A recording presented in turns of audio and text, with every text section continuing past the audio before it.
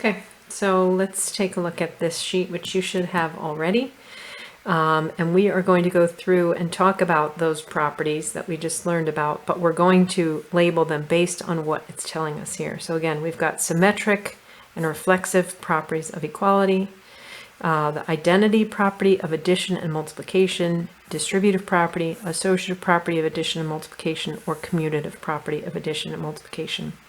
So identity, I think that's it. Okay, so symmetric, reflexive, identity, distributive, associative, commutative. Okay, and again, remember that commutative has to do with an ordering. So if it changes the order, it's probably commutative property. Associative property is about grouping. So if it just changes the way things are grouped, that's going to do it. Distributive property, we're going to have parentheses on one side, either left or right of the equation, and on the other not, because we're going to distribute out whatever's multiplied in front of the parentheses.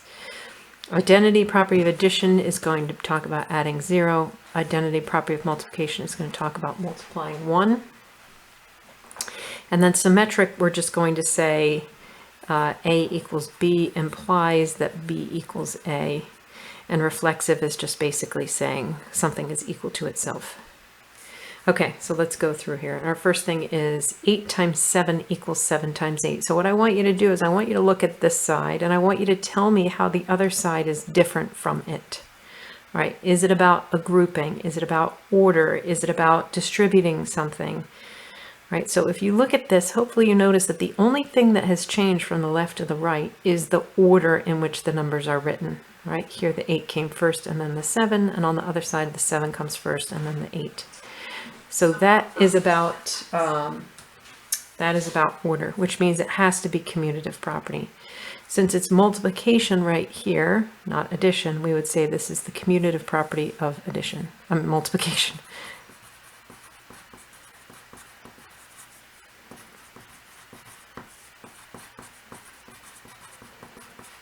Oh my goodness. I'm trying not to say addition. I'm trying to say multiplication, so instead I keep thinking addition.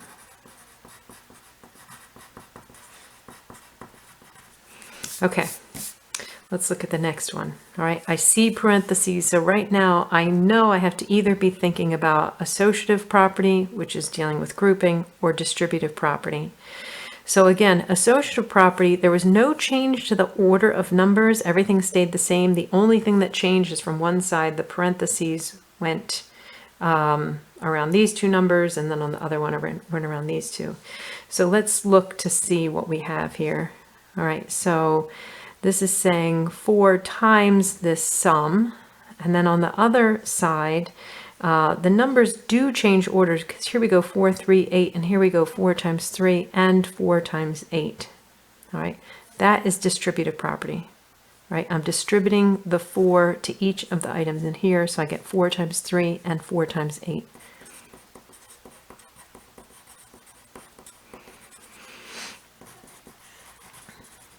Okay, and again, you could be fancy and you could say distributive property of multiplication over addition, but most people just say distributive property, and that's fine.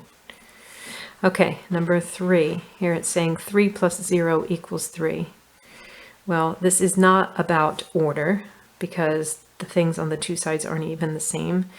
It's not about grouping. We don't see any parentheses. It can't be distributive property. I would say that this is an identity property. All right, what's happening is I'm taking a number, I'm adding 0 to preserve its identity. All right, so anytime we add 0, that is called the additive identity. So this is the identity property of addition. Okay. Hopefully you're doing okay so far. All right, let's look at number 4. All right, I do see some parentheses here, so that signals to me it's probably either distributive or associative property, but then we just have to decide which one it is. All right, so I look at them then and I see, well, if it's just about how the numbers are grouped, it's not about changing the order or doing anything else, it's an associative property. So here I have 9 plus 6 plus 1. here is 9 plus 6 plus 1. The only difference here is I'm grouping the 9 and the 6 together, and on the other side, I'm grouping the 6 and the 1 together. That means this is associative property.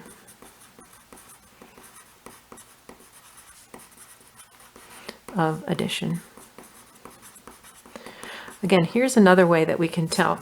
Up here, this could not be associative property of addition or associative property of multiplication, because again, on this side, we have a mixture of multiplication and addition. There's only associative property of addition or multiplication, not both. All right, so when we see a mix of operations, it can't be associative property. That would have to be distributive property. All right, so here we have only addition, that would be associative property. Okay, number 5. We're looking at 14 plus 5 equals 5 plus 14. So what happens there? Right, hopefully you're noticing that the only thing that changed is the order in which the numbers were written. Right, and again, commutative property is about order of the numbers, that the order doesn't matter. So 14 plus 5 is the same as 5 plus 14. That would be commutative property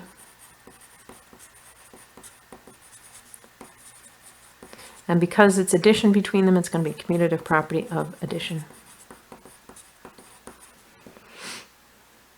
Okay, number 6 says W plus 9 equals, 4W plus 9 equals 4W plus 9. Well, that is not about order. Nothing changed about it. All right. It's not about how things are grouped because we don't have anything grouped in parentheses. It's not about distributive property. We would have to see something multiplied outside of a parentheses. There are no parentheses. It's not identity property of addition because I'm not adding 0. It's not identity property of multiplication because I'm not multiplying by 1. So that means it takes us either up to symmetric or reflexive property of equality. And symmetric property of equality, if you remember, says that if A equals B, then B equals A. Well, first of all, we don't have kind of an if-then, it's just an equal sign. Reflexive says something equals itself. And that's exactly what we have. 4W plus 9 equals itself. So this is reflexive property of equality. And again, you might think that is the dumbest property of all time because even a baby knows that 4W plus 9 equals 4W plus 9. But again, that's going to help us a lot when we get into proofs in geometry to be able to make that statement. Okay, I'm going to do these 3 right here, and then you're going to finish the sheet for me. So let's take a look at number 7. 1 times negative 11 equals negative 11. Again, I'm going to go through this list because I want you to know why we're not picking some things. No order changed here. It's not a matter of just flipping things around like we did here. The left and the right side are not the same. So it's not a commutative property. I'm not doing a grouping. I do see parentheses, but it's not to group. It's just so that we don't have 2 symbols next to each other. Again, imagine if we didn't, it would look like this. And then you might wonder, is this multiplication? Is this an X? So generally we do that so that you can see that that is a negative that goes with the 11. So I'm not grouping. It's not associative. I'm not distributing because there's no addition or subtraction to distribute over. So then we come to the identity properties. And again, that times 1 is a clue right there. This is the identity property of multiplication. Anytime I multiply something by 1, it preserves the identity. So it preserved the identity of negative 11 by multiplying it by 1. So identity property of multiplication.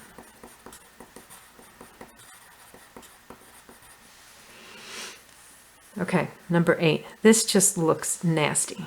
All right, there's so many parentheses here. There's so much going on. All right, I'm going to start with the simpler side just because it's a little bit easier for me to wrap my head around. So I'm going to ignore this for right now. And what I see is I see a multiplication, I see a parentheses, and I see an addition inside the parentheses, right? Just that alone right there is enough in my mind to start thinking I would want to distribute. Because again, properties, the characteristics of distributive property, they have to have parentheses, which they do, but so does associative property. But again, in associative property, all operations have to be the same so that we can just regroup things around. And here I have a multiplication and addition. So to me, this seems like it's signaling distributive property.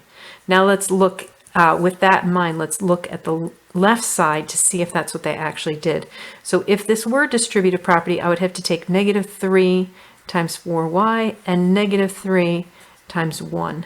All right, and let's see if that's what we do. Here we have -3 times 4y, yep, and plus, that's the plus right there, -3 times 1, all right, which is exactly what we thought would happen if this were distributive. It did happen over here. So this is distributive property. And again, the fancy way would be to say distributive property of multiplication over addition, but it is enough to just say distributive property. Okay, and last one that we're going to do on this video is number 9. You're going to complete the rest on your own. So here we have 5q plus 4 equals 4 plus 5q, and we ask ourselves what has changed. All right, it's certainly not about a grouping because there's not 3 things that we could group 2 together. There's not something that we're going to multiply out. I'm not adding 0 like identity property or multiplying by 1. All that's changed here is the order of how we've written these things. First came 5q, then added 4, and on the other side, they reverse the order.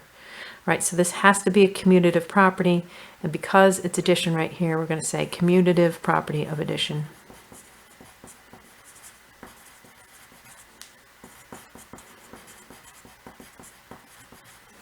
Okay, you're going to finish the rest on your own, and then you're going to check them with the answer key.